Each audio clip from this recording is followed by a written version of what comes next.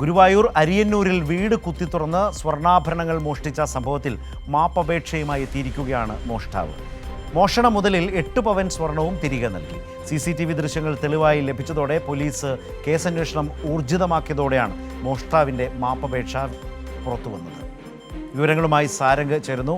സാരംഗ്, എങ്ങനെയൊക്കെയാണ് ഈ വിചിത്രമായ മാപ്പപേക്ഷ? ഈ സ്വർണം തിരികെ നൽകി എന്നുമൊക്കെ പറയപ്പെടുന്നുണ്ടല്ലോ, അതൊക്കെ എങ്ങനെയായിരുന്നു?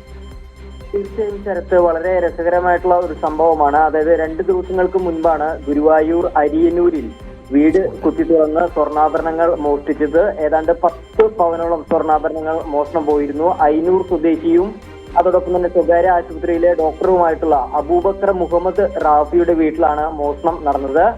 ഇവർ 2 ദിവസം പുറത്തായിരുന്നു. അതിനുശേഷം വീട്ടിലേക്ക് തിരിച്ച് പുലർച്ചയോടുകൂടി എത്തുമ്പോഴാണ് ഇത്തരത്തിൽ മോഷണ വിവരം പുറത്തറിയുന്നത്.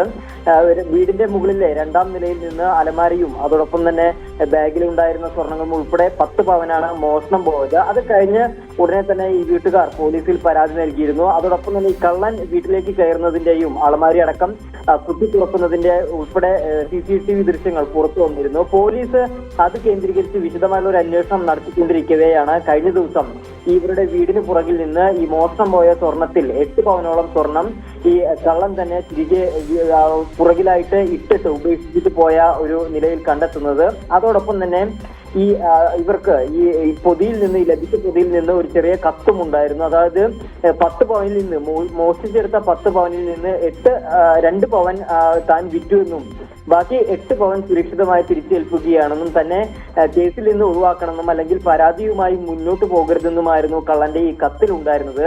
എന്തായാലും വളരെ രസകരമായ ഒരു സംഭവമാണ്. 2 പവൻ വിറ്റെങ്കിലും ബാക്കി 8 പവൻ കള്ളൻ കൃത്യമായിട്ട് തിരിച്ചേൽപ്പിച്ചിട്ടുണ്ട്. എന്തായാലും സംഭവത്തിൽ പോലീസ് അപ്പോൾ തന്നെ മേൽനടപടികൾ സ്വീകരിച്ചിട്ടുണ്ട്. ഇനി എന്തായാലും കള്ളനെ കണ്ടെത്താനുള്ള ശ്രമത്തിൽ തന്നെയാണ് ഉള്ളത്. ശരത്ത്, പക്ഷേ സാരംഗ്, അതുകൊണ്ടൊന്നും ഈ മോഷണമല്ലാതാകുന്നില്ല. മോഷ്ടാവല്ലാതെയും അയാൾ മാറുന്നില്ല. കാരണം 2 പവൻ അപ്പോഴും മോഷ്ടിച്ചിരിക്കുന്നു. രണ്ടാമത്തെ കാര്യം, ഇന്നത്തെ സ്വർണ്ണവിലയൊക്കെ വെച്ച് ഈ 2 പവൻ്റെ വില എത്ര എന്ന് 8 പവൻ തിരിച്ചു കിട്ടുമ്പോഴും ആ വീട്ടുകാർ ആലോചിക്കും. പക്ഷേ അതിനകത്തൊരു വിചിത്ര സ്വഭാവവും രീതിയും ഒക്കെയുണ്ട്. കേസന്വേഷണം മുന്നോട്ട് പോയപ്പോൾ CCTV ദൃശ്യങ്ങളൊക്കെ നാട്ടിൽ പരന്നപ്പോൾ ബേജാറായ കള്ളനാണ് അങ്ങനെ മാപ്പ് പറഞ്ഞ് സ്വർണം മടക്കി കൊടുത്ത് 10-8 പവൻ തിരികെ കൊടുത്ത് ഒക്കെ കഴിച്ചിലാക്കാൻ നോക്കിയത്. തടി കഴിച്ചിലാക്കാനൊരു ശ്രമം നടന്നിട്ടുണ്ട്, പക്ഷേ അത് വിലപ്പോവും എന്ന് തോന്നുന്നില്ല. ഏതായാലും പോലീസ് ആ കള്ളൻ്റെ പിന്നാലെയുണ്ട്, മോഷ്ടാവിൻ്റെ പിന്നാലെയുണ്ട് എന്നുകൂടിയാണ്. ഏതായാലും ആ വിവരങ്ങൾ, ഇപ്പോൾ സാരംഗ് നൽകിയ വിവരങ്ങൾ കൂടുതൽ ദൃശ്യങ്ങൾ സഹിതം വളരെ രസകരമായ ശ്രദ്ധേയമായ ഒരു റിപ്പോർട്ടായി പ്രേക്ഷകർക്ക് മുമ്പിലേക്ക് വരികയും ചെയ്യും. ആ CCTV ദൃശ്യങ്ങളും കത്തും ഒക്കെയായി പുറകെ സാരംഗിൻ്റെ ഒരു റിപ്പോർട്ട് നമുക്ക് പ്രതീക്ഷിക്കാം.